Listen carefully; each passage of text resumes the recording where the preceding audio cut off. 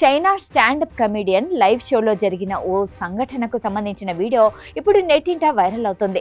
వేదికపై తనను హక్ చేసుకోవడానికి ప్రయత్నించిన ఓ వ్యక్తిని ఆమె చాకచక్యంగా ఎదుర్కొన్న తీరు, అతను అసలు జాతీయతను బయటపెట్టిన విధానం అందరినీ ఆకట్టుకుంటోంది. ఈ ఘటనపై సోషల్ మీడియాలో పెద్ద ఎత్తున చర్చ జరుగుతోంది. అసలేం జరిగిందంటే, ఓ చైనా మహిళా కమెడియన్ తన షోలో ప్రదర్శనిస్తుండగా ప్రేక్షకుల మధ్యలో నుంచి ఓ వ్యక్తి అకస్మాత్తుగా వేదికపైకి దూసుకొచ్చి ఆమెను కౌగిలించుకోవడానికి ప్రయత్నించాడు.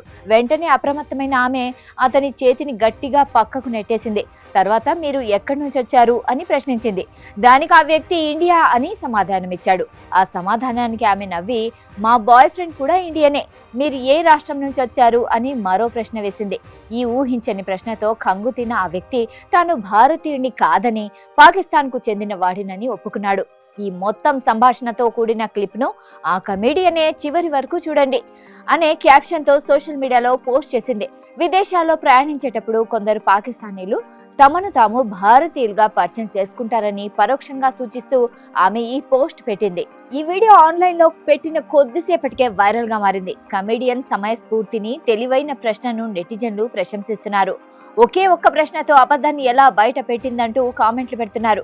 అయితే మరికొందరు మాత్రం ఒక వ్యక్తి ప్రవర్తనకు, అతని జాతీయతకు ముడిపెట్టడం సరికాదని, ఇలాంటి ఘటనల్ని భౌగోళిక రాజకీయాలతో పోల్చవద్దని సూచిస్తున్నారు.